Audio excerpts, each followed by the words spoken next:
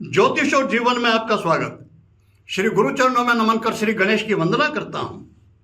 मैं एक संपन्न व्यक्ति को जानता हूं, बहुत संपन्न, करोड़ों की संपदा उनके पास, बहुत अच्छा लंबा चौड़ा कामकाज का व्यवसाय। उनके कुछ परिचित आसपास वाले वो भी परिचित, मैं उनसे भी परिचित हूं।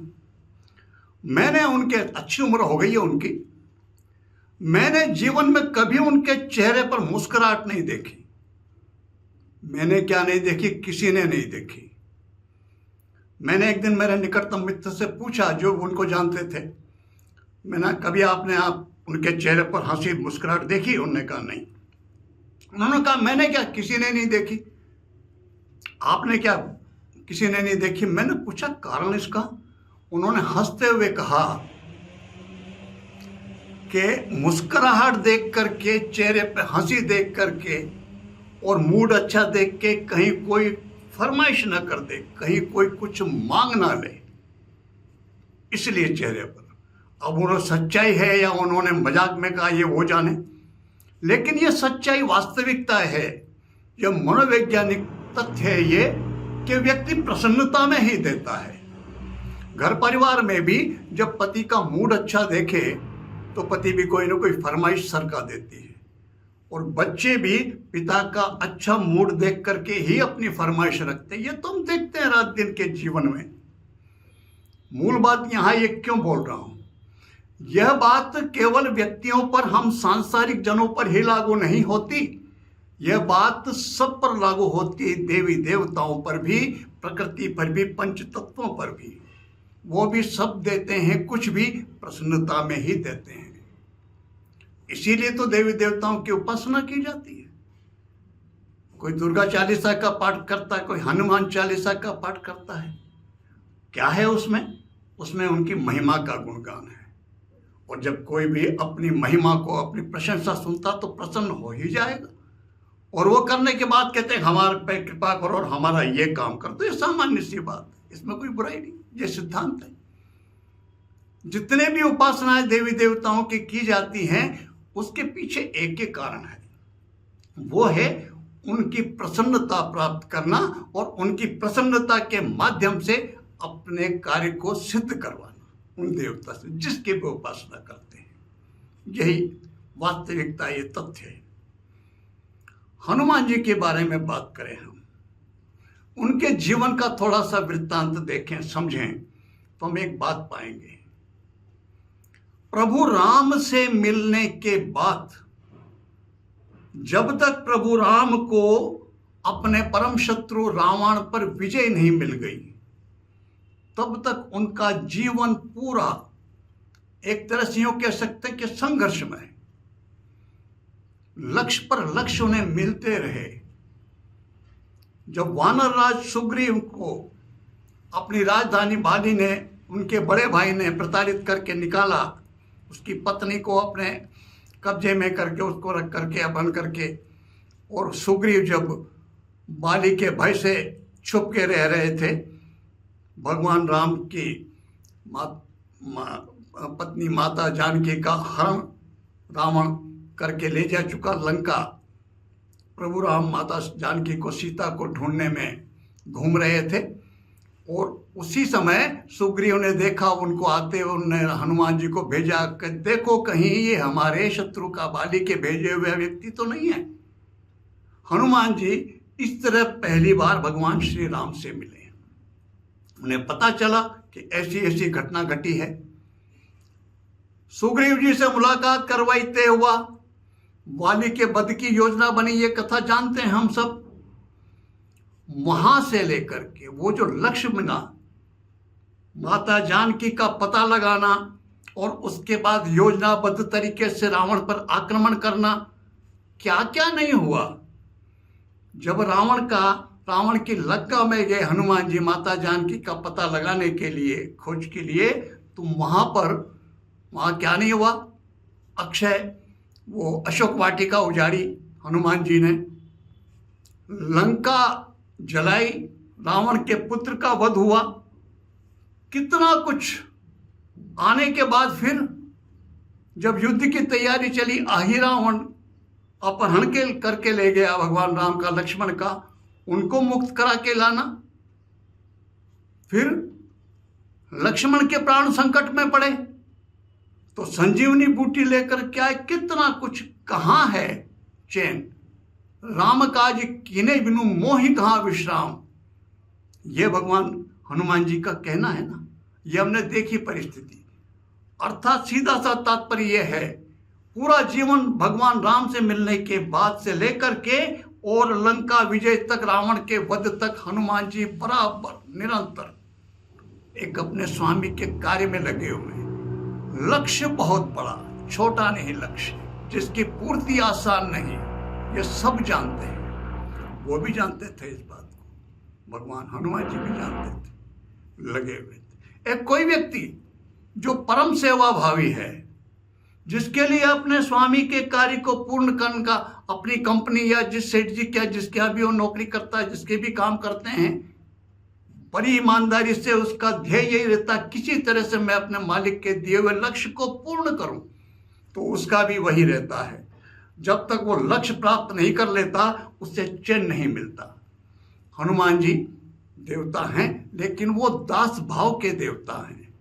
वो सर्वे सर्वा अपने सब कुछ भगवान राम को मान करके चलते हैं, उनके दास हैं वो। उन्हें सर्वाधिक प्रसन्नता भगवान राम की के गुणगान सुन करके होती है।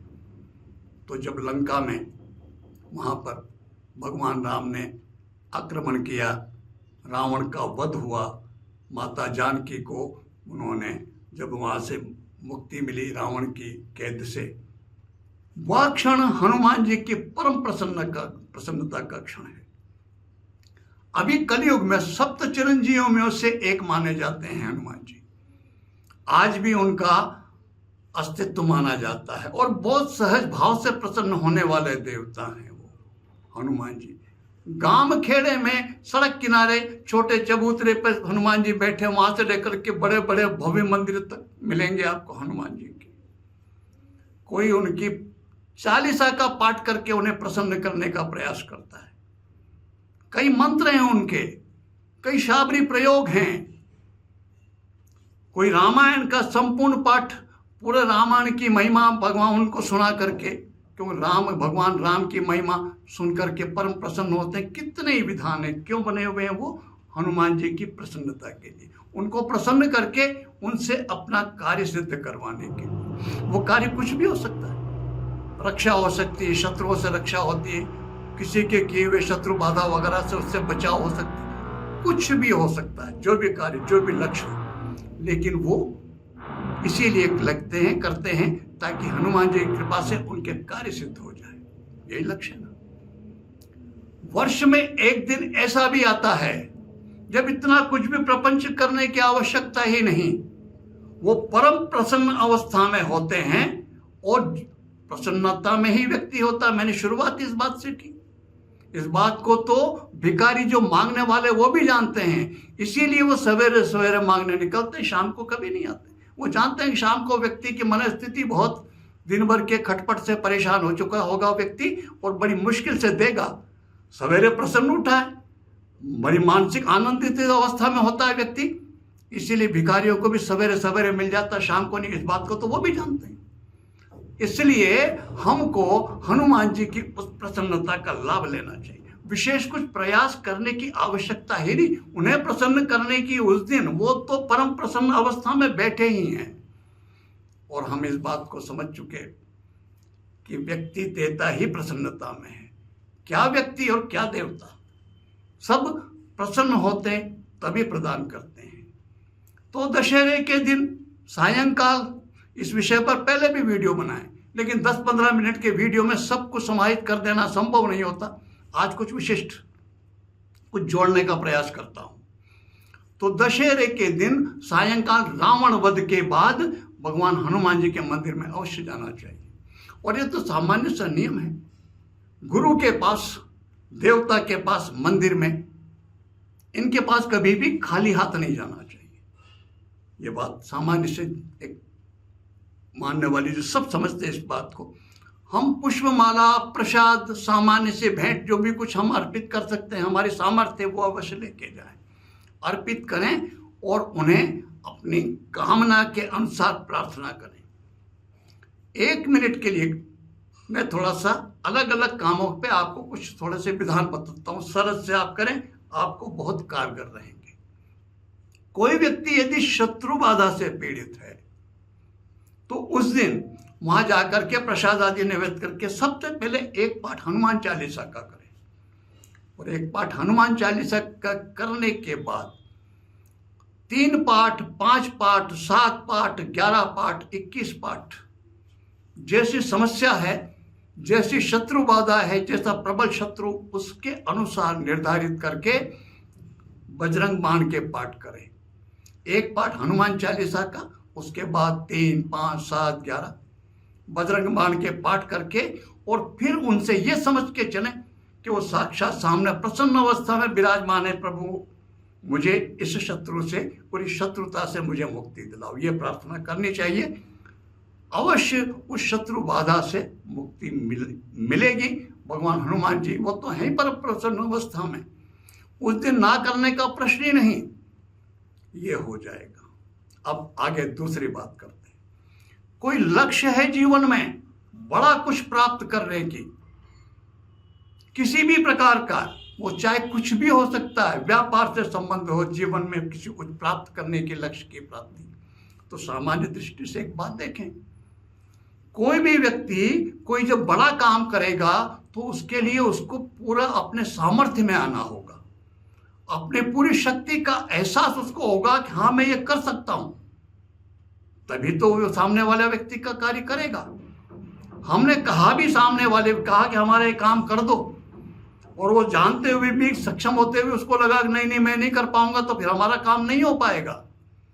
और रामायण में, पूरे रामायण में सुंदरकांड ही एक ऐसा कांड है, एक ऐसा अध्याय है जिसमें हनुमान जी की पूरी सामर्थ्य प्रकट हुई है। इसीलिए तो सुंदरकांड का इतना महत्व है। तो फिर एक पाठ हनुमान चालीसा का करने के बाद फिर वहां पर एक पाठ आप सुंदरकांड का करके फिर ये मान के चले कि अपने पूरे सामर्थ्य में सामने विराजमान हैं वो, फिर उन्हें अपने लक्ष्य का निवेदन करें। जैसा भी लक्ष्य हो आपका, एक बात अवश्य ध्यान रखना चाहिए कि वो लक्ष्य, उसमें हम किसी भी दृष्टि से हम किसी के अहित की कामना ना करें, किसी का अहित नहीं मांगे।